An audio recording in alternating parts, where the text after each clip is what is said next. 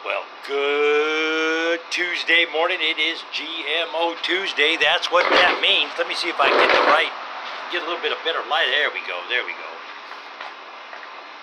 GMO Tuesday, of course, Foothill Feed and Mercantile. You in the Reno, Nevada area, you need non-GMO. You need organic, certified organic pet feed.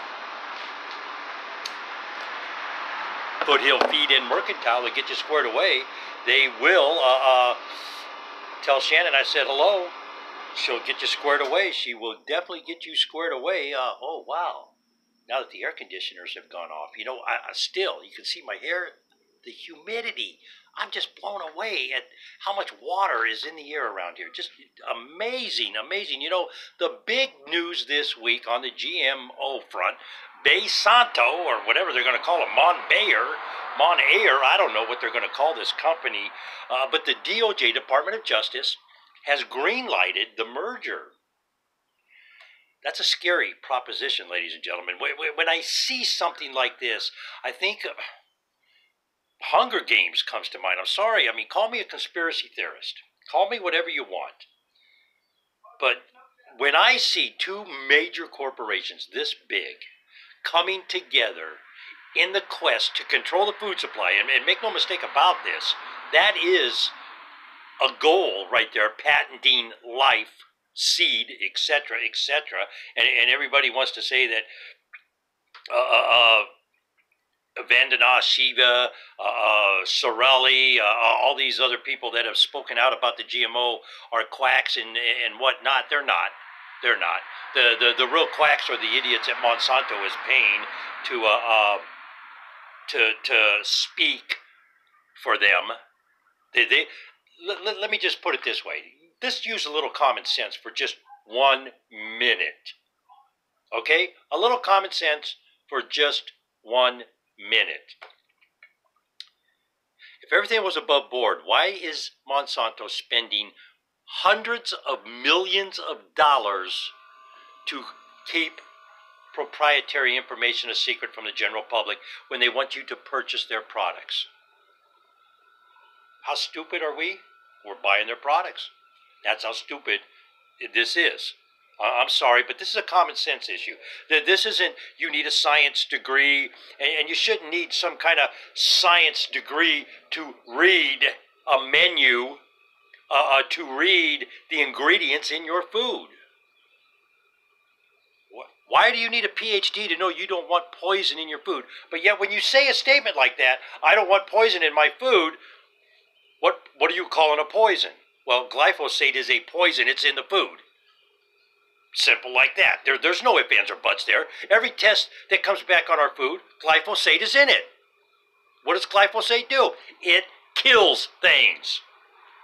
By definition, it's a poison.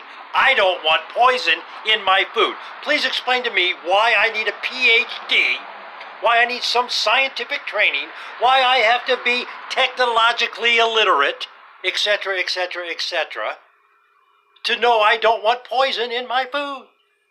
Does that make any sense to you? Doesn't to me.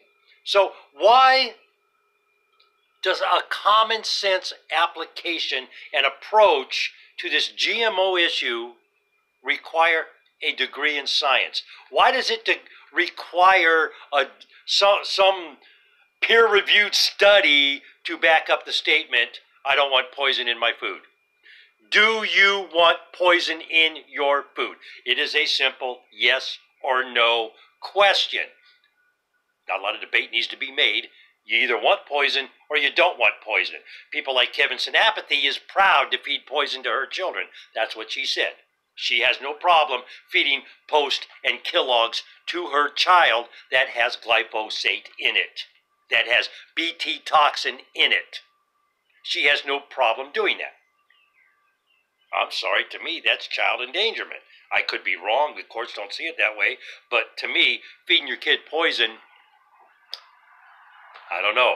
The other big news this week, along with that, keep in mind, it was just the Department of Justice that okayed this merger, not the SEC, not the Securities Exchange Commission. And there are 30 Security Exchange Commission jurisdictions throughout the world that still have to sign off on this. This is not a done deal. Whom do your elected officials represent? I'm going to ask you, and you need to get on there. Also, this week, the big news, despite all the failures, despite all the bad items, issues with golden rice, it's now been approved. And I have a couple questions. I have a couple questions, courtesy WTF GMO Robert. Thank you for the questions. I know they're on your website. The links are in the description. You got to go check this out. But here's a couple questions for everybody. Why is golden rice being approved in countries it's not ever intended to be utilized in? We're not going to use golden rice here in the U.S. Why are we approving it? Hello? Besides the fact that the cross-contamination with the global rice supply is expectedly assumed by the regulators. They know it's going to happen. FDA bought and paid for. FDA bought and paid for. That's what I'm telling you, ladies and gentlemen. Here's the second question on this golden rice issue. How much longer before golden rice will be tested in actual target population individuals? Again, they're approving this here in the United States. They're approving it all in countries that they're not going to use the final product in. So why is the FDA approving something? It kind of begs the question, if you have a product that has ingredients from Bolivia, Argentina, Bulgaria, and Hungary, how is the USDA certifying them organic? Hello? Is the United States Department of Agriculture in these countries? Hello? Kind of takes a little away from that USDA certification, doesn't it? There have never been tests. The efficacy of golden rice is still theoretical. Everything they're saying is theoretical, just like it was theoretical. We're going to feed the hungry. We're going to increase crop yields. We're going to use less of our number one selling chemical. And we're using 15 times more than when we started with that ruse. Whom do your elected officials represent, ladies and gentlemen? The FDA, the EPA, our USDA, they've been purchased. They've been purchased. Let's stop being stupid here. Links are in the description. The other big news this week, ladies and gentlemen, the Farm Bill. The Farm Bill, boy, oh boy, oh boy. The 2018 Farm Bill, they want to make changes in the, the national organization. Well, we got ants everywhere here.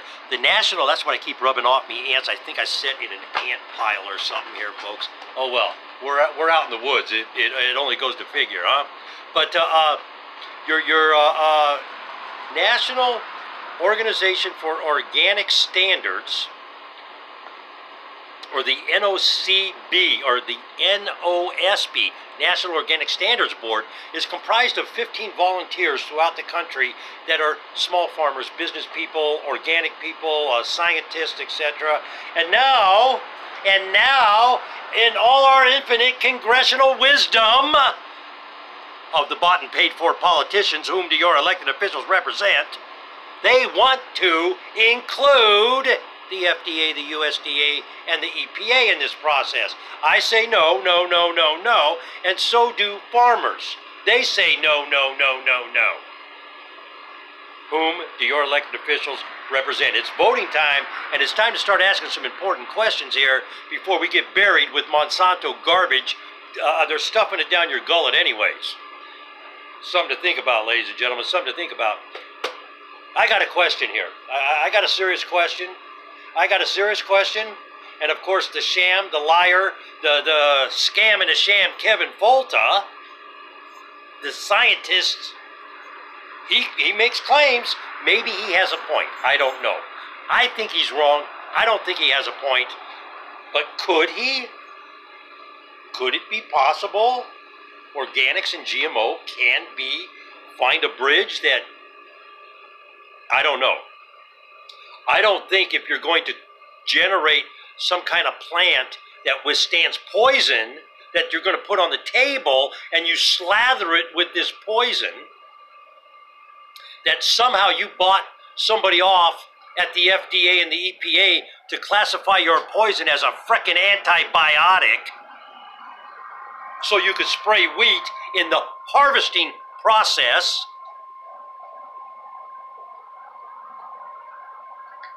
But can something created in the laboratory, something that you accomplish in the lab, be considered organic? According to the liar, sham, and a scam, Kevin Folty, yes, it can. My question is, can it? I personally don't think if you're going to take this GMO, and I have said this time and time and time again, people follow me, you understand what I'm saying here, and you know where I'm going. The technology inherently is sound. It's very good science.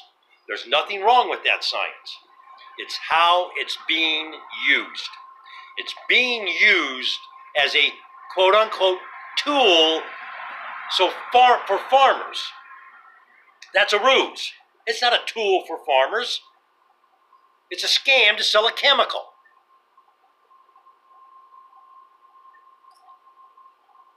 A scam to sell a chemical. $5 billion in sales, 1.9 are profit on glyphosate and Roundup, ladies and gentlemen. Think about that. Next time you put the cornflakes on the table for Jimmy and Susie. Think about that. Next time you put the sliced white bread that's been fortified and enriched with 37 different vitamins on the table that was slathered with glyphosate before they made the flour to make the bread. Just think about it. Just think about it. Does any of it make sense?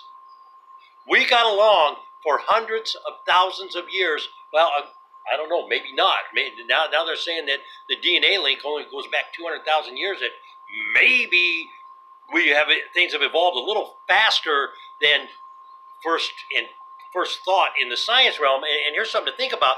Think about how fast the bugs and weeds have adapted to glyphosate and the Bt toxin. Less than 20 years, folks. So possibly, maybe our evolution process is less, not the hundreds of millions of years that we have thought it to be. I don't know.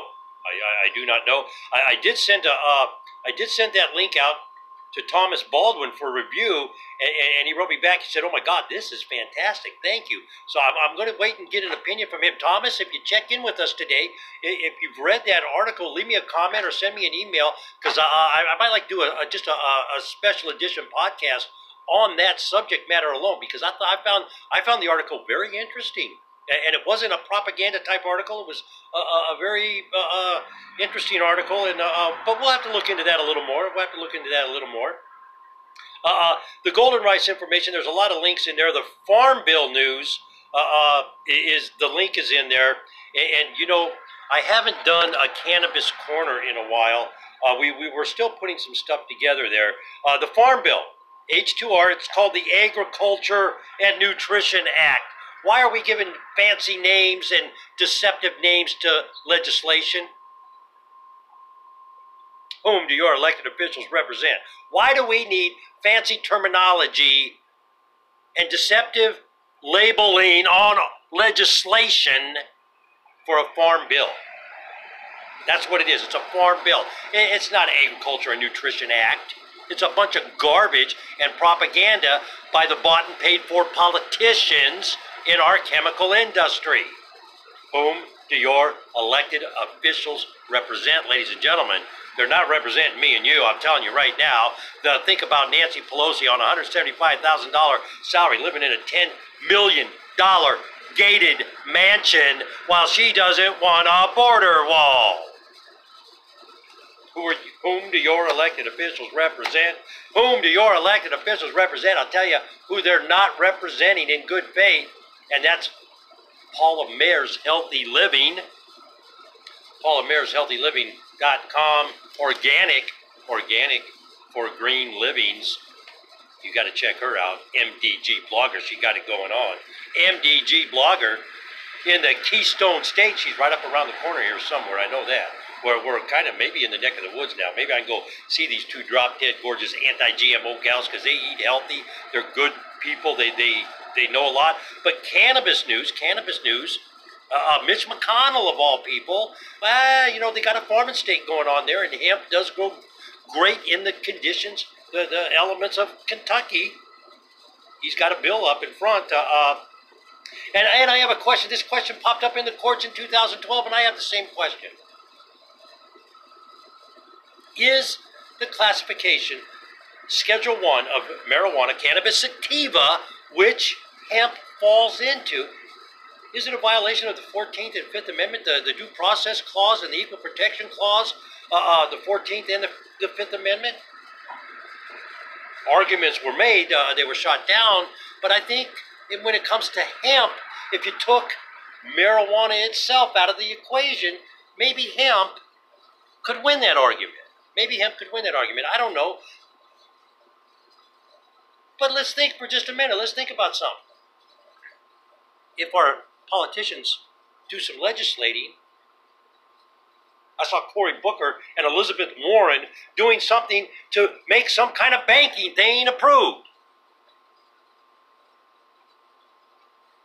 Why do we need to change the banking rules when it would be very simple for Cory Booker and Elizabeth Warren to sit down and draft legislation declassifying marijuana as a Schedule 1 narcotic? Isn't that their job? Isn't that their job? Instead of saying, hey, you can take this money even though it says it's illegal over here, we're going to change this rule. Let's change the rule on marijuana and hemp. There's over 50,000 products that come from hemp. Show me one plant on this planet that has as many uses as hemp. There's not one. And that is why it was made illegal. It was a pecuniary issue with DuPont, with the Hearst paper publishing company. Ladies and gentlemen, research how marijuana became illegal. Research reefer madness. Research this subject. And let's apply a little common sense. It's a plant that grows readily. They call it weed for a reason. Are you going to be able to throw seeds in your backyard and get these big buds as big as your arm and purple and green and all the fancy colors? Probably not. That you got to know what you're doing. That you got to have a little knowledge of how to take care of the plants and all that kind of stuff. But it's called weed for a reason. But hemp, let's get back to hemp.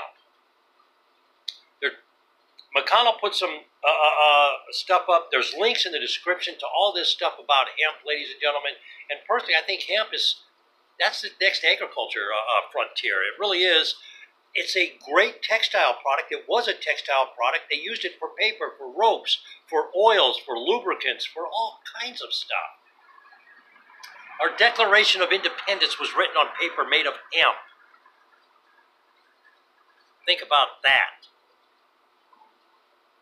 Hemp was actually used for paper until the late 1800s when wood pulp paper was developed, and it was still